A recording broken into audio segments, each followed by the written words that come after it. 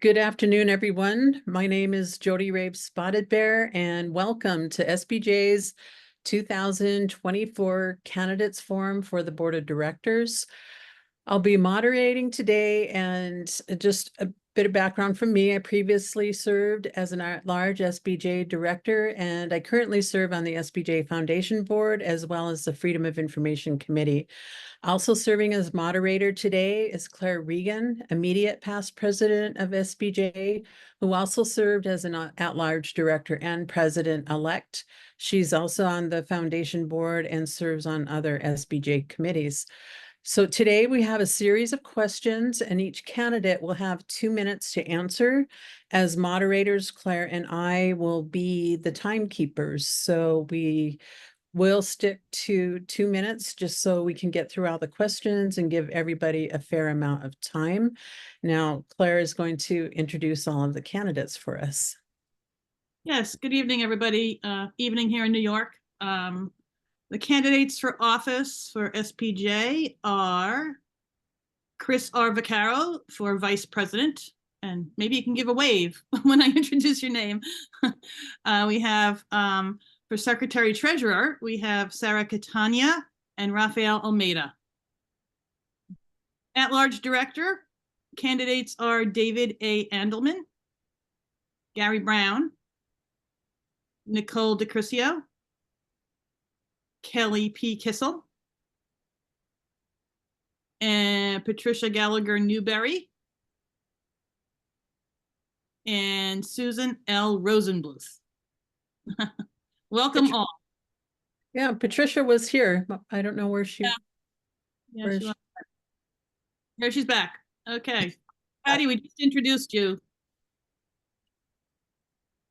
Sorry, I'm on a somewhat unstable connection. I got bounced off. Okay, glad you're back. All right, I'm passing it back to Jody. Okay, so just quickly, Patricia's, in recognizing you got bounced off the network, we're going to ask our questions. Each candidate will have 2 minutes, and we're starting in order from the top. So our first question can be answered by the Vice President, Chris, and then we'll just remind people who will go next. So starting off with Chris, and then Claire, you can just help keep us in order. But our first question then will be, tell us, Chris, about your journalism background. Sure. Well, thanks for hosting this. I appreciate the help and just the ability to be part of it and share some words of wisdom and our vision. My background in journalism is twofold, both as a storyteller and as an educator, and as well as a media executive running newsrooms. So director of graduate journalism at Hofstra University, where I've been teaching for the last 15 years. I've served as the vice president of News 12 and of Cheddar News, previously as an editor at the New York Daily News. I have bylines in the New York Times, Rolling Stone, ESPN, and so on and so forth. Won some team awards that are humbling and nice to talk about, but it's really about the storytelling. It's really about the people we get to impact with our words and videos and so on. And from the SPJ side, I'm a past president of the Press Club of Long Island, Hofstra University advisor for the student chapter, current at-large board member for SPJ. And the last 2 years, I have been the director and founder of the SPJ High School Summer Journalism Institute, which we do in the Northeast in Region 1. So love it, live it, ready for the next step in my leadership journey. And again, appreciate you hosting this tonight. And I'm outside of my son's football practice if you see me pacing around. All right, thank you, Chris. The big sports sounds like. Okay. Are you taking us around for the others, Jody? No, you can. Okay. So for secretary treasurer, the candidates are Sarah and Rafael. Sarah, tell us a little bit about your journalism background. Thank you, Claire. And I just want to say thank you, Claire and Jody, for moderating. And thank you to all the other candidates. If you haven't, Kim put it into the chat, but if you haven't spent time on the Election Central page, I encourage you to do so. If you do, you will feel very heartened that the future of SPJ is going to be in good hands. It's a terrific slate. My journalism background is quite varied. I have held reporting, editing, newsroom leadership roles at a variety of different journalism organizations, from being a reporter at the LA Times to managing and running as VP the digital team at the NBC station in Los Angeles, where I'm proud to say we won, under my leadership, the digital team won its first Sigma Delta Chi Key Award for the station. Currently, I am the Chief Program and Operating Officer for the Solutions Journalism Network, where we are committed to forging a sustainable path for journalism into the future. It's in this role that I've really taken on a lot of the responsibilities that I think would serve me well as Secretary Treasurer, really being very accountable for the overseeing of a robust and healthy financial picture for our work. So I'm very happy to be here with you today. In Los Angeles, I serve on the board of the Society of Professional Journalists, and this past spring, I took on the role of chair of the National Committee, the First Amendment Forever Fund. I really appreciate the work of SPJ from the local and regional and national level, and I'm excited for the opportunity to be able to serve in this capacity. Excellent. Thank you, Sarah. That was a perfect, almost 2 minutes. Good job. Raphael, would you tell us about your journalism background? And before you do, I just want to make a quick note here. We are open to Q&A. Q&A is open for people in the audience who would like to submit a question, just to let you know. Okay, take it away, Raphael. So they can submit a question to chat is what you're saying? The audience can, yes. So, Okay. no, the audience can submit to Q&A. Okay, I'm sorry. Didn't mean to overstep there. My name is Rafael Almeida. I am a reporter at the Sun Sentinel in South Florida. I started my career in 1993 at the New York Daily News. Spent 6 years there. I grew up in New York City, moved to the Sun Sentinel in 1999, and have been there ever since. I joined the board of the National Association of Hispanic Journalists in 2000 and of Unity Journalists of Color in 2006. Served as president of both associations, NAHJ from 2006 to 2008 and Unity in 2009. In 2006 also, I became an assistant city editor at the Sun Sentinel, served in that capacity for 2.5 years. During all that time, I was also a professor at Florida International University. I went back to being a reporter, first love. Never make Jim Kirk an admiral. Never make Rafael Almeida an editor. The idea here is that I'm a much better reporter than I am an editor, and so I've been back on the job where I belong ever since then. In 2018, I shared in the Sun Sentinel's Pulitzer Prize-winning coverage of the tragedy at Parkland, the mass shooting there. I served on the SPJ Board of Directors from 2020 to 2022, and most recently, professor at St. Thomas University in Miami, where I'm teaching journalism. Great. Thanks, Raphael. We'll move on to the at-large candidates for at-large director. So I believe, I'm just checking the attendance here. So we will start with Gary Brown. Welcome, and tell us about your background, Gary. Hi, thanks everyone. Happy to be here. I'm a newer member of SPJ, but I'm not a new to the journalism world. I've been in it for over 31 years, since 1993, as a television news producer, assignment editor, news director, twice a corporate VP of news for 2 different companies, a talent agent for TV news, and now I am the owner and CEO of Talent Dynamics, which services the TV news industry for placement and talent coaching, and also own newsblues.com, a website that is a daily news about TV news. I started as an intern at the age of 16 at a TV station in Toledo, Ohio. I live in Southern California now and run my business from here. Our business has been around Talent Dynamics for 30 years, and look forward to the opportunity to get more involved with SPJ. Great. Thank you, Gary. Welcome. All right, on to Nicole DeCrisio. Your journalism background for us, Nicole. Right. So I have been, I started my career as a full-time print journalist in 2016, working as a general assignment reporter, page designer, photographer, jack of all trades, as it is in small newsrooms, particularly in South Central Indiana. I was, like a lot of journalists, laid off, and that happened in the fall of 2019. I then transitioned to being a freelancer part-time, throughout COVID. And then 2 years ago, I started, and I currently am also board president, a nonprofit called the Owen News Project, and it has resulted in Indiana's first nonprofit newspaper. We started printing a monthly product in April, and we are currently nominated as Nonprofit of the Year for our local Chamber of Commerce. I joined SPJ more than a decade ago, and I've been involved in SPJ National since 2016. I currently serve as the regional coordinator for Region 5, which is Indiana, Illinois, and Kentucky. I have served as the RC caucus chair this past year, and I also currently serve as an at-large board member for both the freelance community and the SPJ Florida board, even though I live in Indiana. And I've also served on the board expansion task force this year. I previously chaired the now defunct Generation J community, which was geared towards early grads and early career journalists.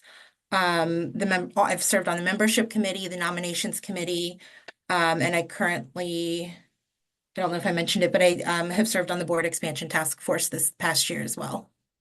Great, thank you. Just made the time limit. Excellent. Thank you, Nicole. And we're going to go on to Patty Newberry. Welcome, Patty. Hi, thank you for the opportunity. I am an SPJ lifer and a long-standing journalist and journalism educator. I've identified as a journalist since 1979, which I realize is before some of you were born. I spent the first 15 years or so of my life as a newspaper reporter and columnist and editor. I began teaching journalism at Miami University in Oxford, Ohio in 1997. And shockingly, I stayed with it until 2022. It was full-time for most of that time, and I was the director of the program when I left and went back into the world of daily journalism at the beginning of 2022. So I am now, I call myself a boomerang journalist. I am back in a daily newsroom. Love it, or thought of it. Patty, we're losing you a little bit. Let's just give it another second.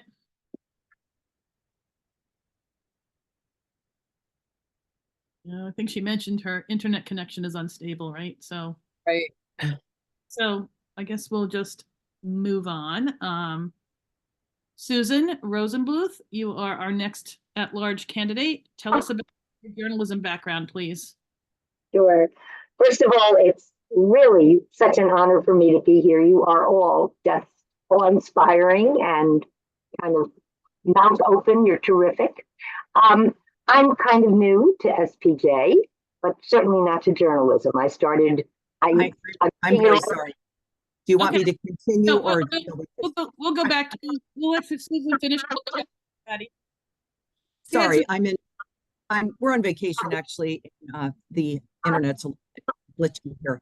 Anyway, I've been involved in SPJ for a very long time at all levels, and I'm excited about the possibility of coming back on the board. And I'll just wait for further questions on that. Thank you. Okay. All right. Back to Susan. Go ahead, Susan. Pleasure. As I said, I'm kind of new to SPJ, a couple of years, but certainly not to journalism. I'm looking at all of you, and I feel like everybody's grandma, which is why I wear the hat, because I am.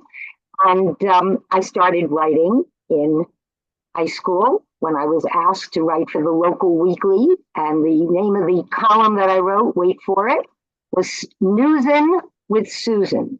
And it never occurred to me that you could actually major in journalism. In fact, people that I met told me not to major in journalism, but to major in something so that I'd have something to write about. So I went on and majored in comparative literature and anthropology and taught. And at one point when I was teaching school, I was asked by a local weekly to write a little bit about what education was going to be like when computers took over, which of course nobody could imagine back in the mid-70s that it would ever happen. And I did. And lo and behold, they asked me to write for them full time, and I held my breath and did it. I have been involved in what we call Jewish journalism. I'm a member of the American Jewish Press Association. I've served on their boards and in most capacities. And that is a chain of Jewish newspapers throughout the United States and Canada. I have worked with the Jewish Telegraphic Agency and with the Association of Orthodox Jews in Communications. I came to SPJ because I had been working, I should say that in 1988, after working for loads of Jewish newspapers, I kind of held my breath because I realized something, that the regular Jewish community was very happy with the Orthodox Jewish community as long as we were singing. 15 seconds to sum up. As long as we were singing and dancing. We had something to say, they didn't care so much. And I'd like SPJ to care about us older journalists and especially us niche journalists. Good. Okay. Thank you so much. Jody, your hand is up. Yeah, I just figured I would put the hand up when we start reaching the 10-second mark. So I will put my hand down, but that would just be our nonverbal cue for folks. So Claire and I will be just rotating between questions. So she did the first round and I will do the second round then. So next question, why are you running for the board? And what is one of your greatest strengths that you will bring to the board of directors? Starting, was somebody trying to say something? Okay, we'll start from the top with that question with Chris Vaccaro. Well, yeah, listen, I've always believed in SPJ. I believed in the journey I've been on for the last 15 years within the organization, from the local chapter to a regional level to the national board. And when I do things, I do it with a vision and a roadmap for climbing to the top. And that's because I believe in serving the greater organization. And that's a mechanism to serve journalism. And that's not cliche. I mean, I have stuck around and been an integral part of several projects, built projects, got things off the ground. And it's the next step in the ladder, and it's the top of the ladder. And, I feel empowered to do that because the organization needs leadership. It needs the next generation of leadership. And then it also needs to worry about passing the baton beyond us to also that next generation of leadership. So I believe in being a part of that process and using my guidance and experience from the local level all the way up to help nurture people, help build processes, and provide an evolved product for SPJ. So I'm ready to go, ready to serve. Great, thank you, Chris. And I'll repeat the question, and this will be for Sarah Catania. Why are you running for the board, and what is one of your greatest strengths that you'll bring to the board of directors? I went into journalism because I felt a calling to this profession.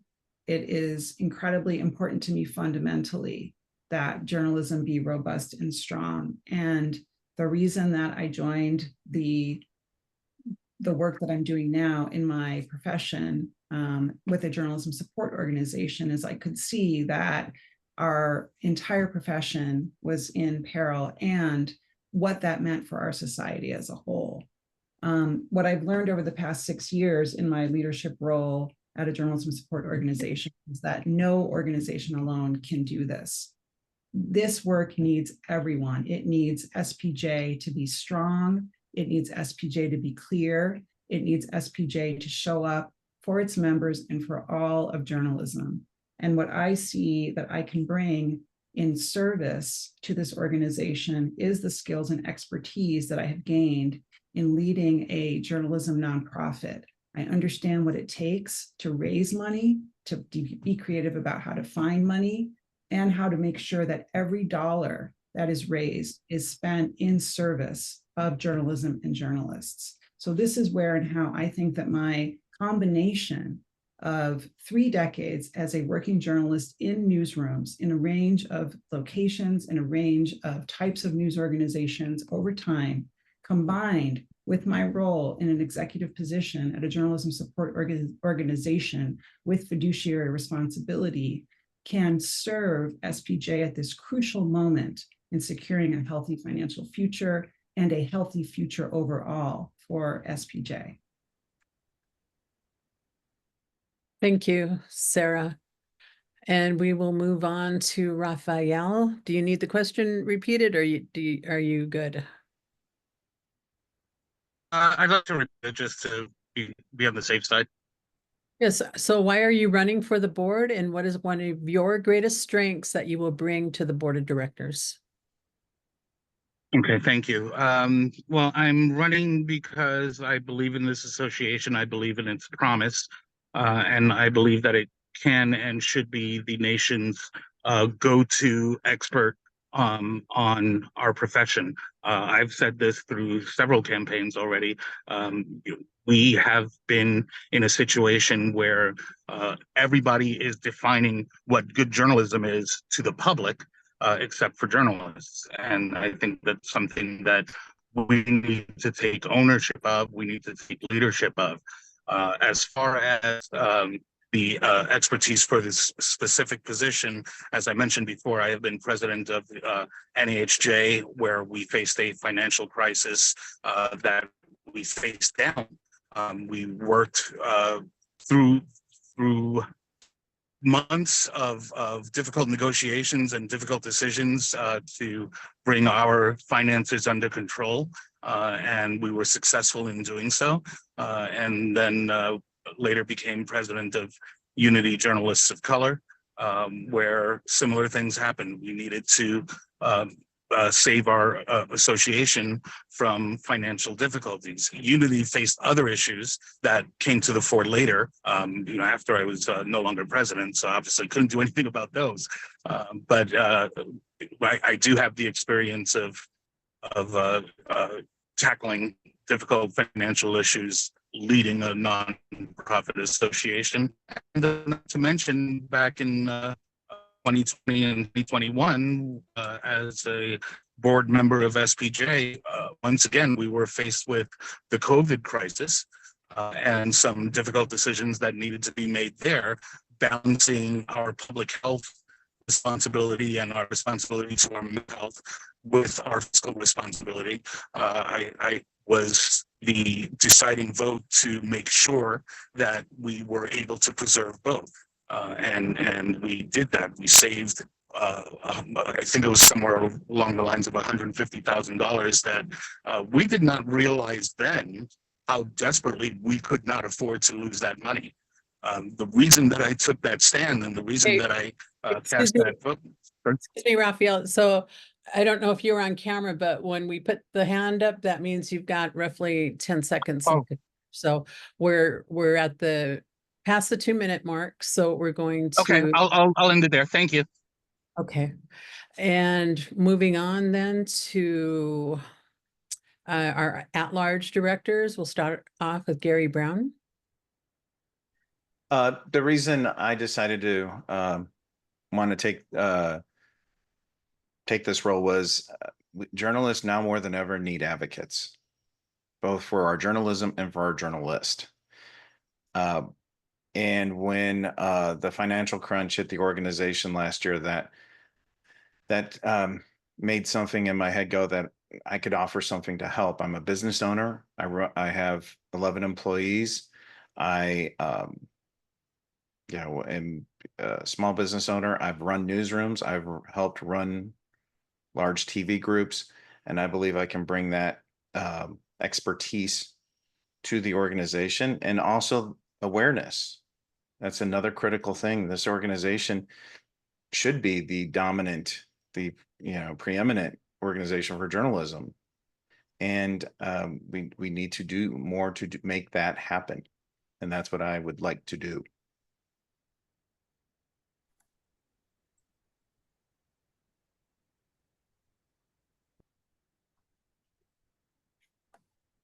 Jody, you're muted. Yep, sorry. Thank you, Gary, and we're moving on to Nicole DeCrisio.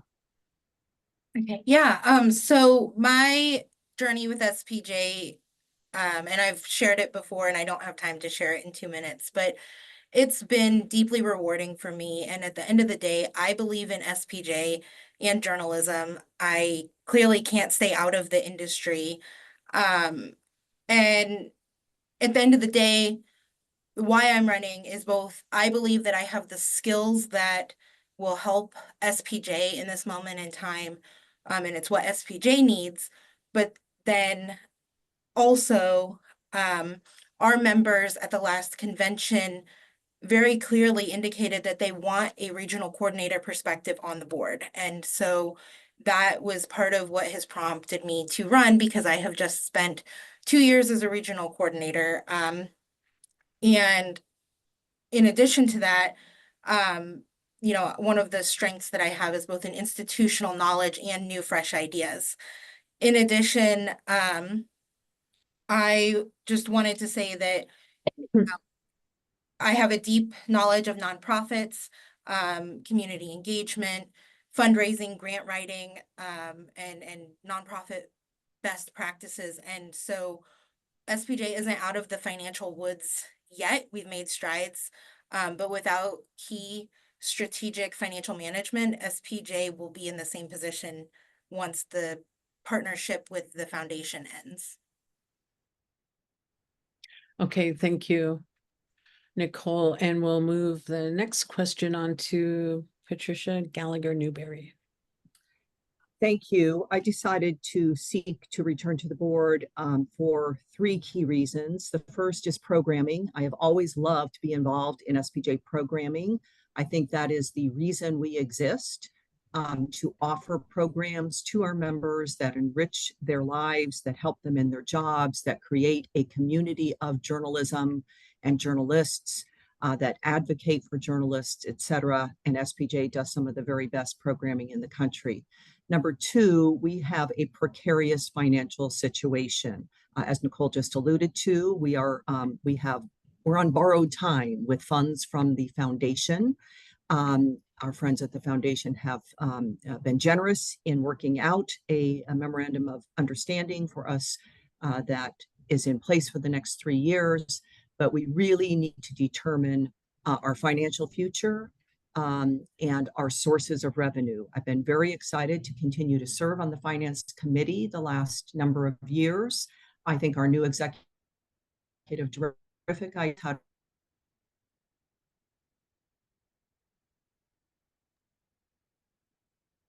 Okay. Sarah, do you have a question while she's frozen? Yes, thank you, Jody. I just wanted clarification on the Q&A. Are we supposed to be answering that during the forum in writing, or how do we proceed with the Q&A? No, the Q&A is for the moderators. I'm watching them, and I'm going to incorporate one of the questions I see there into a question that we prepared. So I will try to get to them. Just good for the audience to know. So thanks for bringing that up. Thank you. Yep, thank you. Okay, so I think she's going to log back in. I don't know how this is going to go for the rest of the call, but Susan, the final question is on this round: why are you running for the board, and what is one of the greatest strengths you will bring to this position? I decided to run because I have, as I said, I really like everything that I've seen in these few years that I've been here at SPJ, but I felt that there was a perspective that perhaps I could add to the group, which is why I decided to run. And I figured, win or lose, if it gave an awareness of these issues, I would be very, very happy. The first is that there are a number of us who are older. We are still in the field, and sometimes I think we're overshadowed or a little bit forgotten by some of our younger members whom we adore and we love, but we'd like to be remembered that we're still here. And secondly, as a journalist and also the owner of a monthly news magazine, the Jewish Voice and Opinion, I sometimes think I can bring to the table the perspective on both sides. The perspective that says, hey, we're writing articles and we want to get them out there. And the other one that says we have to worry about the bottom line. And often it is all the news that fits. And I think that is a perspective that I could bring to this table that I'd like to. And even if I'm not on the board, I hope it's something that all of you who get elected to it will remember. As a member of the American Jewish Press Association, working with them, I know what it is to be part of a group that where funding is always an issue, and how important it is for us to be seen, what our brand is, if you will, that we are the go-to place when people say, what are the Jewish newspapers talking about? What is it that your people want to see? And I think niche publications, the people that we reach that way, are very important. I've always said it's so important for us to remember never to underestimate our readers' intelligence, never to overestimate their information. Thank you. Okay. Thank you, Susan, and we will give Patty a chance to finish her statement. Thank you. I really apologize for my bad connection.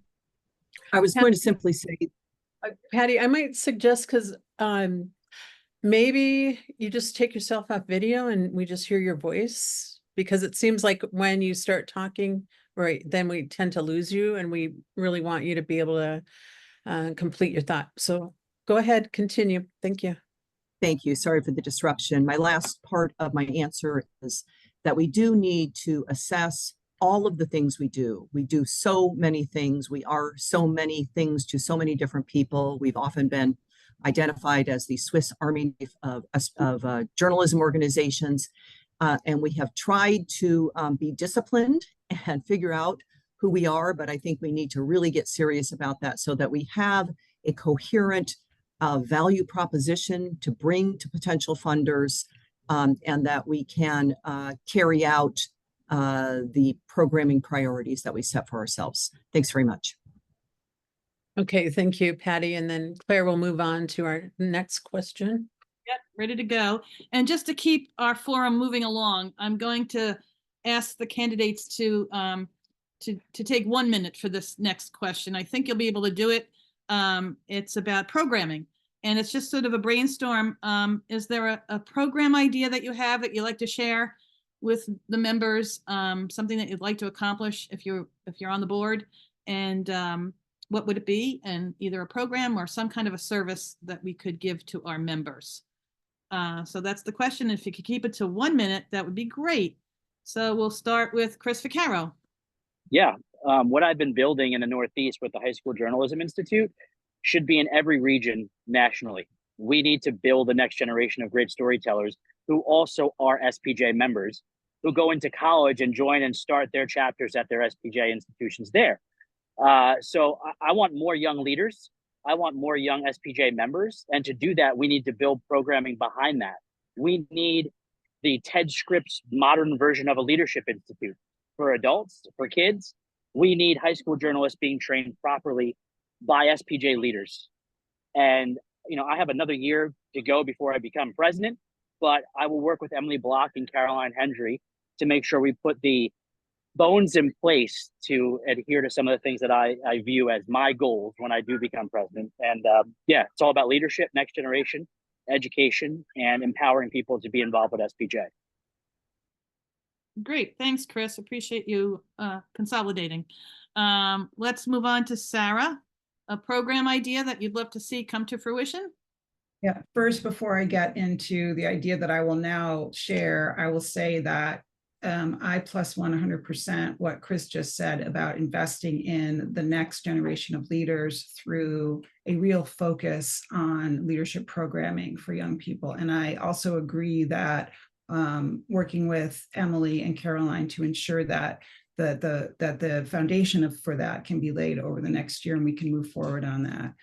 I also want to say, in terms of a programming idea, I think it's really important for SPJ to sharpen its programming with a focus on our core commitments to ethics, the First Amendment, and freedom of information. And we can anchor this in the October National College Media Convention, which is already confirmed. And by doing this, we will ensure that SPJ's focus is outward and on supporting both existing members and attracting new ones, which is an incredibly important part of this work, making sure our work is 10 seconds, Sarah. thematically aligned with high quality pillar trainings and programming events. Thank you. Great, thanks. Okay, and then we'll move on to Raphael. Programming idea, Raphael. Along with this, and I think that what we need to do is engage the public and become an association that is as easily identifiable with journalism as the American Medical Association is with the medical profession, and the Bar Association is with the legal profession. My idea is media literacy campaign that goes to the public, that is aimed at members of the public and not, I mean, we preach to the choir when we do our media literacy information. We don't go to libraries, we don't go to community groups, we don't go outside of our own inner circle, we just pat it back. I think we need to change our audience when it comes to media literacy and what it means to be intelligent news consumers. We need to just make sure that we're not just speaking to ourselves. Okay, thank you, Raphael. We'll move on to Gary, your ideas for programming in a minute, please. I think we need to offer, starting with, talk about advocating is for the managers, the newsroom managers in both print and TV, and offer some real training and help for those folks to retain their staffs. Okay, thank you for that efficient answer. Nicole, your turn for programming idea. Yeah, so I guess I would first start by saying that one of the things that happens a lot in SPJ is that our chapters are creating powerful, innovative local programming, but then that programming never scales, much like what Chris alluded to with what is happening with the Region 1 summer camp.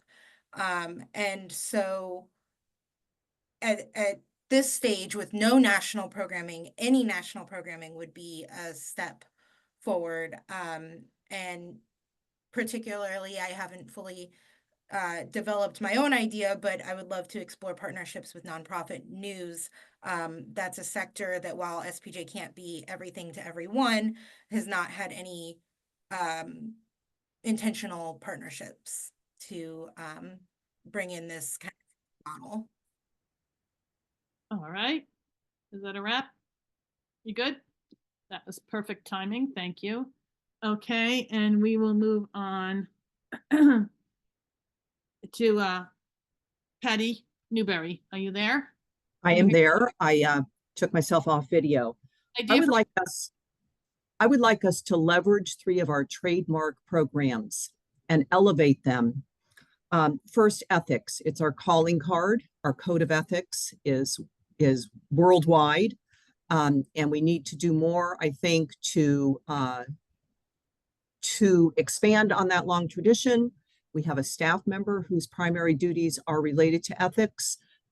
So I think collectively attacking that question of how we can maybe monetize our ethics focus or otherwise elevate our position as the leader among groups on ethics. The other 2, we have the Fellows of the Society, and we have our Sigma Delta Chi winners. I would like to see us do a better job of expanding those programs and leveraging those programs, again, potentially monetizing those, but at least affiliating ourselves with those very strong and worthwhile programs and doing more to promote SPJ through those programs. Thank you. Thank you, Patty. And I'm sorry, just have to go back to my list here. Okay, and Susan Rosenbluth, can you do a 1-minute summary of your programming idea? I think it's always important for journalists to remember that we are part and parcel of the communities for whom we are writing, of the public. I think it's tragic that so many people have so little confidence in journalists. I think when they've done some surveys to see how we're viewed by the public, they're embarrassing. So I think it might be very informative, very helpful for us to be able to have some forums that would include members of the public saying what they like about what that we're doing and what they don't like. And maybe if we can incorporate that as part of in our quiver of arrows that we use, it would be beneficial to all involved. I love some of the other ideas that you guys have brought up, by the way. I think they're just fantastic, and I can't wait to participate in them. Okay, great. And I see another candidate has joined us, Kelly Kissel. Kelly, are you on audio? And the question, if you'd like to chime in, is do you have an idea for programming? And you have a minute to brainstorm what it is. I'm still gathering my notes. I thought this started at 7. I didn't realize that we were already in the middle of a session. So, You can the next question if you like, no problem. well, okay. I mean, well, oh, I'm taking it must have been 7 o'clock Eastern. Yeah. I take it. Well, it showed up in my schedule at 7 o'clock Central. So I apologize. Anyway, well, as I stated in my in the candidacy papers, I mean, really a couple of things. We can't spend money that we don't have. And when we know we're not going to have the money, we can't make stupid decisions. I'm a previous board member, and frankly, the way the place has been run for the last 5 years, well, maybe not the last 5 years, but several of the past 5 years is frankly a little appalling. As someone who was the treasurer of Arkansas Pro and managed a 6-figure endowment on which we ran our programs, it's outrageous what we've let this organization become. It's what's cost us members. We've gotten away from our core values. I mean, we're the leader in ethics, yet when there's ethical things that come up, I'm not sure that we're the go-to people anymore. Where we were always a go-to organization for professional development. We do very good programming for college students, but we seem to lose the hook in them once they begin their professional careers. And so we really need to restructure and get back to what we're good at instead of doing this scattershot approach and trying to be all things to all people, because that's not how we were built. As far as specializing here, specializing here, specializing there. Let's go back to our core values. When I got in, anyway, my minute's up. Your time is up. Yeah, thank you very much. Thanks for chiming in there at the last minute. Okay, I'm gonna toss it back to Jody for the next question. And just to let you know, we've incorporated a Q&A, a question from the Q&A in this question. Okay, so I just need a kind of quick consensus from everybody. So the next question is, what can the SPJ do to increase membership numbers? And what are your ideas for solving challenges with the membership database? Would you guys prefer 1 minute or 2 minutes on this question?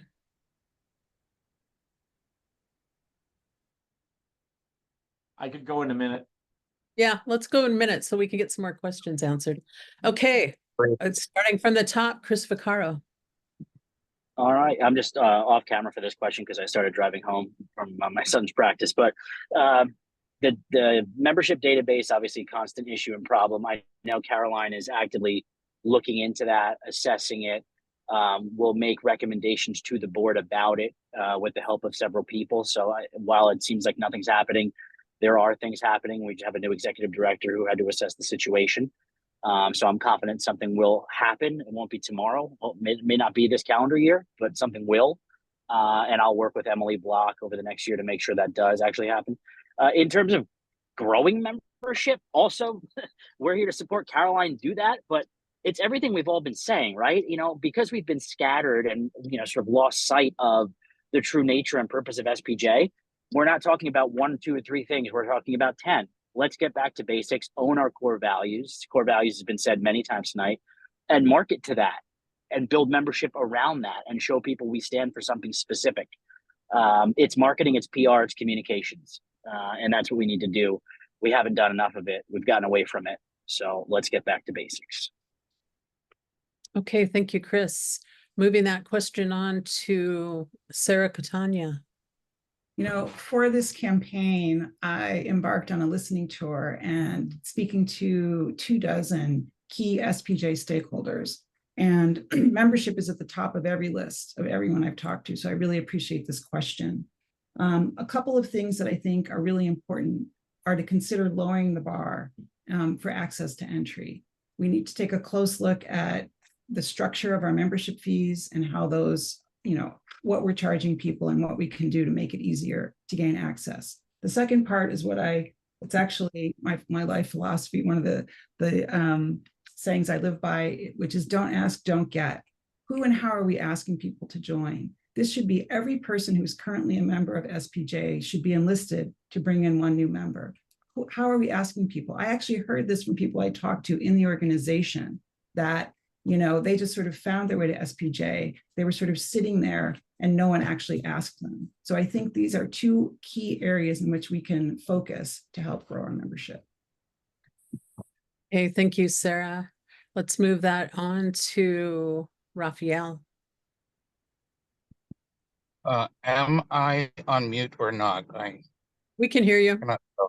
Okay, thank you. I'm pressing buttons left and right on this thing, and I have no idea of what's going on. So, thank you for the question. For the database part, I want to echo what Chris said, because I don't think that there's any way that anyone can fault the current leadership for not having solved that issue yet. Everybody went into the last 2 years absolutely committed to fixing this. That it's still a problem just tells you how big a problem that it has been.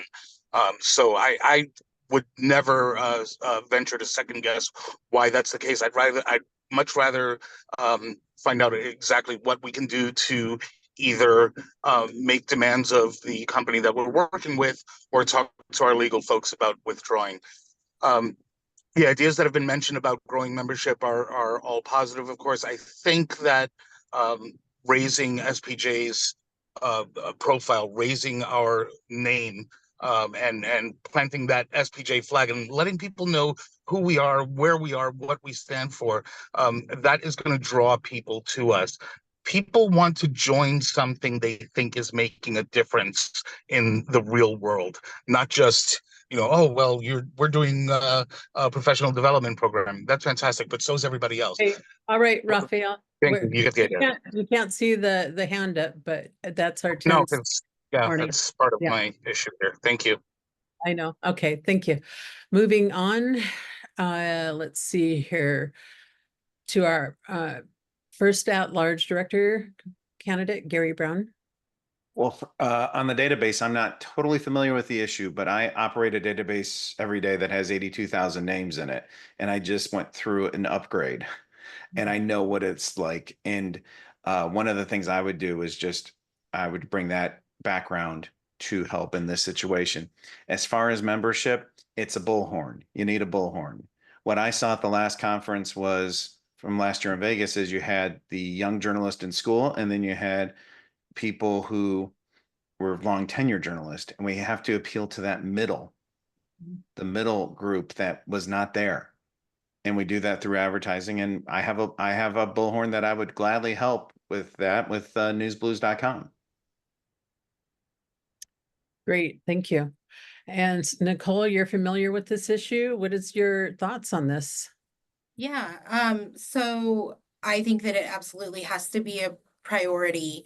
And when we think about the cost of it, it has to go beyond the actual cost of paying for the software service, but also the cost of of our staff time, which is also a resource and a financial cost that frankly right now we're wasting. And so the impact of it ripples throughout the entire organization, even from revenue, but to communication, to member experience, and bad data means that we can't intentionally pursue the areas of membership that are growing. For instance, I know that the freelance community has seen a lot of growth, and it's because what that freelance community is doing is working. And so that can then be applied elsewhere. In another area, just one of the quick changes that I would recommend is that our newsroom membership, even though I think we have lowered it some with this current initiative, it's still far too expensive for a small startup newsroom. $500 plus $50 per journalist is a lot of money when you're talking about maybe $100,000, $200,000 budget, or even, $500,000 budget. That's still a lot of money to invest depending on your staff size. Okay, thank you, Nicole. Kelly, moving on to you. Yeah, we have to come up with some sort of tiered membership level. I've been since I started working in television last year. I've been looking into starting moving over to the Radio Television News Directors Association, and they have their levels are such, newsroom managers are 200, other newsroom leaders are 150, and then structured to or lower level. I mean, we have so many levels of members that, databases are not complicated. Like I think Gary mentioned having, dealing with databases with 82,000 entries. I mean, we've got, 10 years ago, we had 10,000 people we had to worry about. Now we've only got 4,000 that we need to worry about. So certainly we should be capable of being able to track down who's in at what level and let them declare at what membership they're going to join. If they're a newsroom leader, keep the dues where they're at, maybe go to $100. If they're mid-level in a newsroom, drop to $50 if they're in college or just starting out. Why are we charging them the full freight? I mean, we need to make it easier to join. Sorry, Kelly. We're really rounding out the top of the hour here really quick. So it looks like we're going to just keep on moving. We're in alphabetical order. So Patty, would you entertain that question? Yes. If I had a good solution to Impexium, I would have a different job. This product is not working for us. It hasn't almost from the beginning. I don't know how to fix it, but we have a new smart executive director, and I trust that it's high on her list. In terms of moving the needle on membership, we are never going back to 10,000 members. That's unrealistic. The industry is different. It's a contracted industry. And so we need to get some fresh thinking about what our potential membership numbers are and where those bodies are going to come from. I very much like Chris's idea of high school, infiltrating high school. I also think our job of transitioning our college members into full-time members, permanent members. I don't think that this is a price-sensitive question. I don't think people pass by SPJ because we're too expensive. I think they pass by SPJ because there are other groups that tick their boxes, and so it's the competition for their time and their dollars more than the actual price tag, in my estimation. Lastly, I would say we have very strong community. We're on that 1 minute, we're on the 1 minute mark, and then moving on to Susan. I can tell you that as a fairly new member, I had never heard of you. I've been a journalist for over 50 years, and I had no idea that this existed. I'm a member of, as I said, American Jewish Press Association, and also of the New Jersey Press Association. When I stopped actively covering crimes where I had to have a New Jersey press card, they said, one of my friends there said, well, why don't you go look at this professional journalism group? And I said, oh, well, that sounds good. And found you and did a little bit of homework. And I said, wow, I've been talking about you. I know many people who have joined the New Jersey group because we've been talking about it. I think people have to know. Don't ever, ever overestimate people's information. All right, thank you. We're at the top of the hour. is everybody okay with moving on with a couple of more questions? Do you all have time for that? I am out of time. All right, Raphael, thank you. Jody, what time is this supposed to be over? We were scheduled for 1 hour for this. How long So, do you think it'll go? pardon? How long do you think it'll go? Well, We have questions for. I'd say at least one, let's do one more question. How about that? I can do that. Okay, go ahead, Claire. Did I get ready for your question? Okay. Back to finances.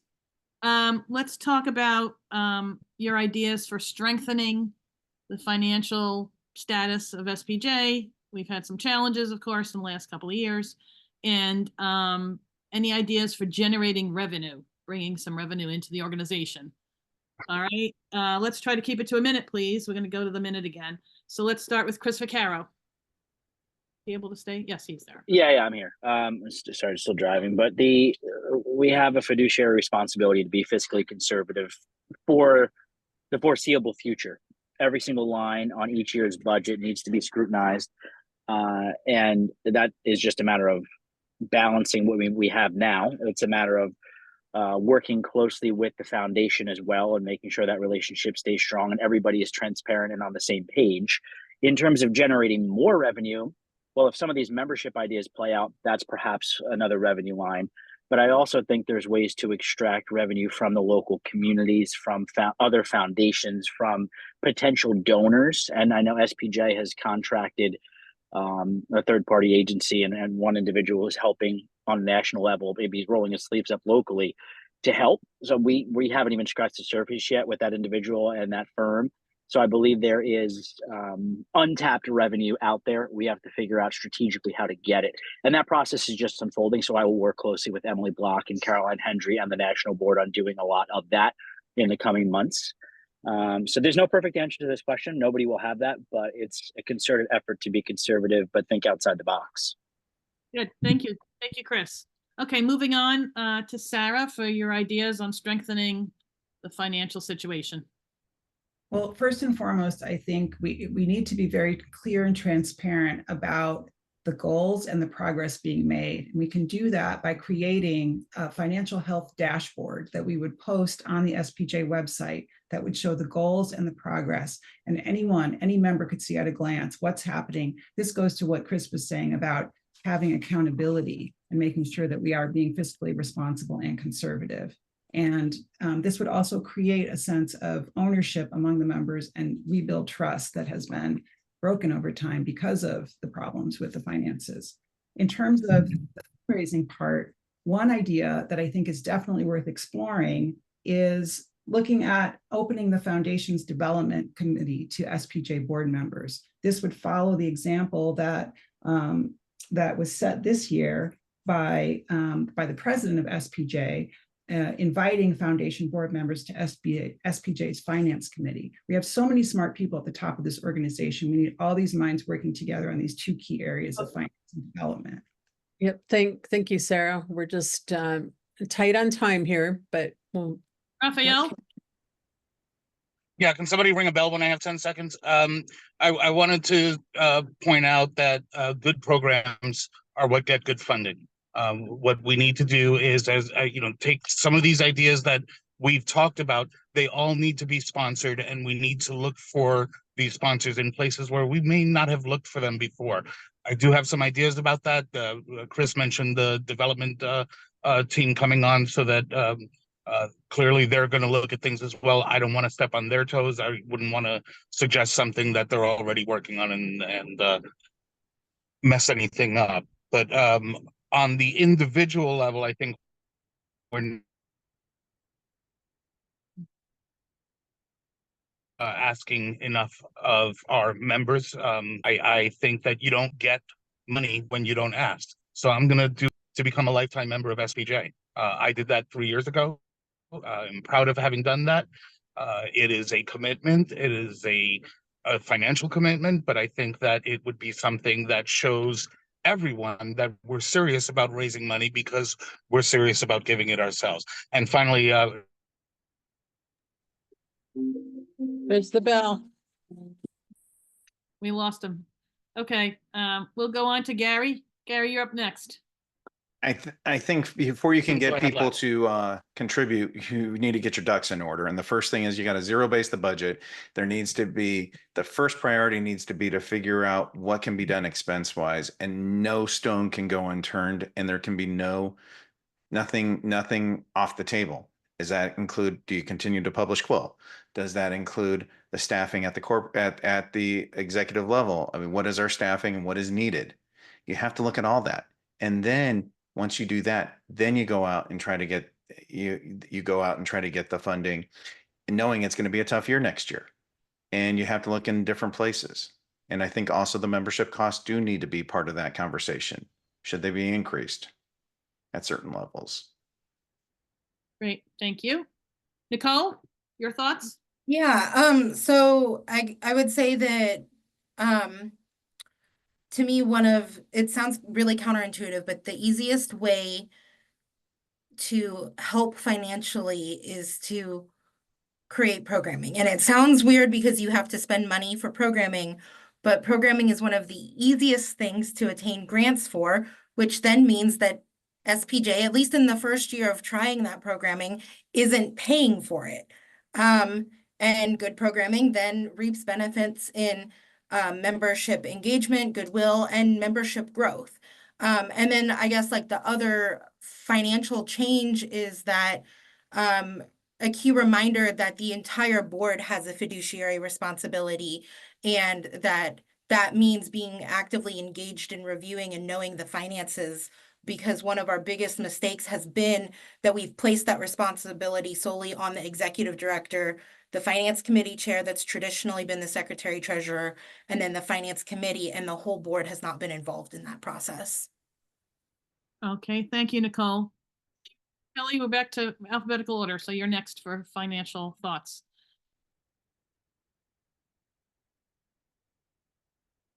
Did we lose Kelly? Oh, you're on mute, Kelly.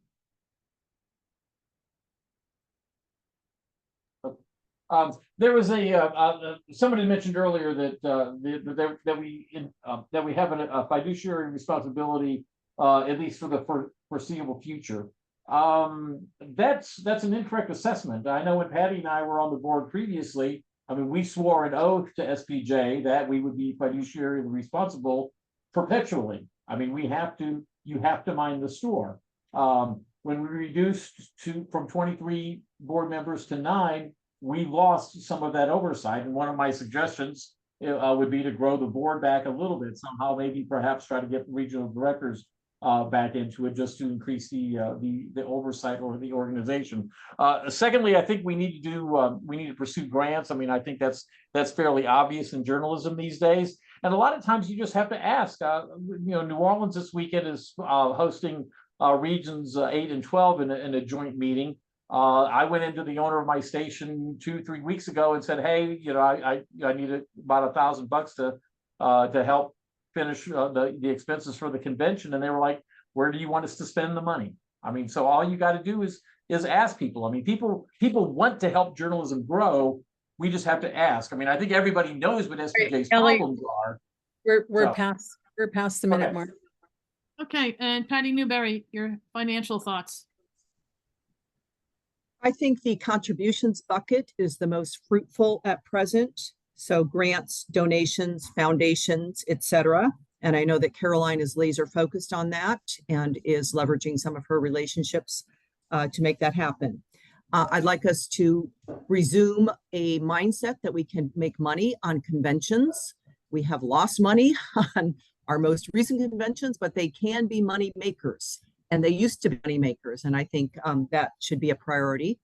I'd also like us to consider the possibility of expanding our contests. We are known among our calling cards are some really successful contests that bring in a heck of a lot of money. And I think we could, look at that line. I am not hopeful about membership being a driver of new revenues. I'm just not. I don't think that we're going back. So those are my ideas. Great, thank you, Patty. And Susan. I think Gary will agree with me. We're both business owners. I own my news magazine, and we have a mantra, and that mantra is more money in than out, and we watch it like hawks. No money is spent that we don't have. Where the money is coming from can be any number of ways. Contests are terrific. People love them. I know at the New Jersey Press Association, they were wonderful, and they also engage other journalists to come because people enjoy writing for them, people enjoy judging them.